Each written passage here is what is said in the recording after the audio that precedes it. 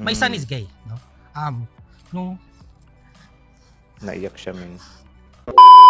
So, kumusta mga ka-noisy? Welcome back sa ating YouTube channel. So, ayun ay isang mainit-init na balita, mainit-init na update. Ito nga ay patungkol kay Glock 9 at sa anak niya. Actually, sobrang pinag-usapan talaga ito online, ano, especially sa hip-hop community. Kasi nga, about sa kanta niya Serena na related din sa anak niya na di umano isa ding Serena. So ang video ito ay mula kay Artista PH. Meron itong pamagat na Aristotol Poliesco o Glock 9. Umami na bading o Serena ang anak na si Sin Daniel.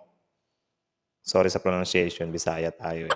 So ayun bago natin simulan, Artista PH, supportahan nyo yan. Tapos yun, kung trip nyo ng mga ganitong reaction video, may kasama kayo manood. Siyempre, wag nyo na rin kalimutang supportahan yung channel natin, Philippine IC. So yun, di na natin patatagalin pa. Simulan na natin. Again, ang title ng video ito, Aristotle Pulisco, o kayo nang bahalang paano nyo basahin, o Glock 9, o Mami na Bading o Serena, ang anak na si Sin Daniel. Start. Sa mundo ng showbiz, emosyonal na inamin ng Filipino rapper na si Aristotle Pulisco o kilala bilang Glock 9 na ang kanyang anak ay bakla.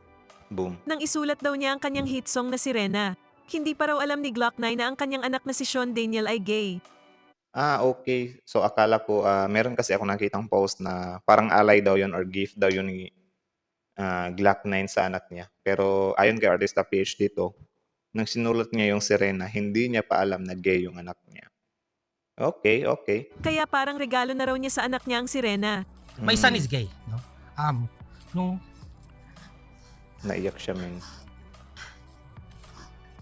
Alam niyo bakit naiiyak si Glock 9 na yun, gay yung anak niya? Siguro, nagtanong pa lang ako. Siguro hindi dahil sa ikinakahiya niya ito, kundi siguro may takot siya na baka mahusgahan yung anak niya sa buong mundo or sa buong Pilipinas rin. So yun lang naman, opinion ko lang naman yun. Kayo ano sa tingin niyo bakit siya umiyak?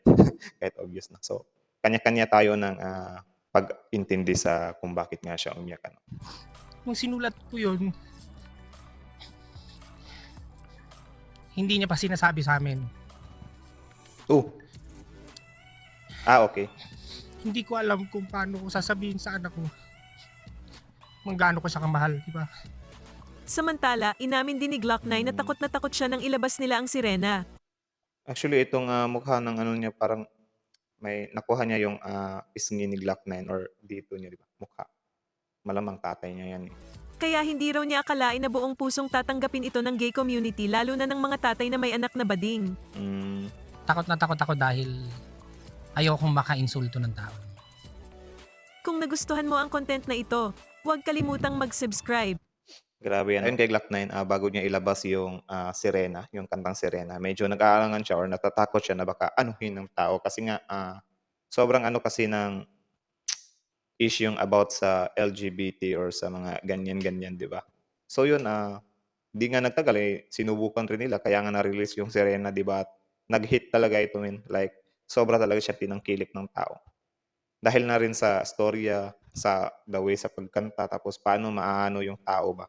Makakaano sa kanta niya, 'di ba? Actually sometimes naano akong kantahin yung Serena kasi parang nakabisa ko na, 'di ba?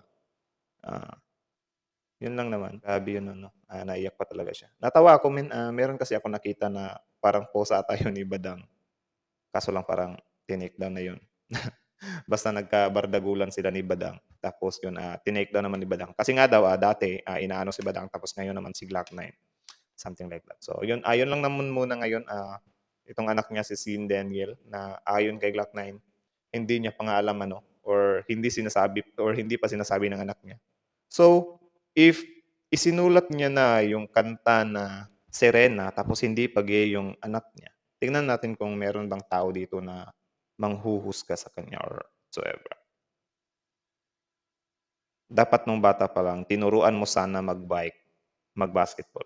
I think hindi naman siya ganong valid or I don't know. Kudos to Glock 9. So yun lang naman guys. Kayo, anong masasabi niyo sa usaping ito? Comment down below. Pag-usapan natin yan sa comment section. At yun, tanong ko lang, isa ka din ba sa medyo nagulat sa mga revelasyong iyon? Tapos yun nga, about nga dun sa Serena, no? Comment down below, pag-usapan natin yan. Tapos yun, Artista page, supportahan nyo rin yan kasi sobrang updated, men. Tapos yun, siyempre bago niyo iwan yung channel natin, huwag niyo na rin kalimutang i-subscribe, click notification bell at mag-iwan ng like mag-iwan ng like sa video nito. So yun lang naman, so yun lang naman, kita-kits sa susunod nating reaction video. Filipino is out.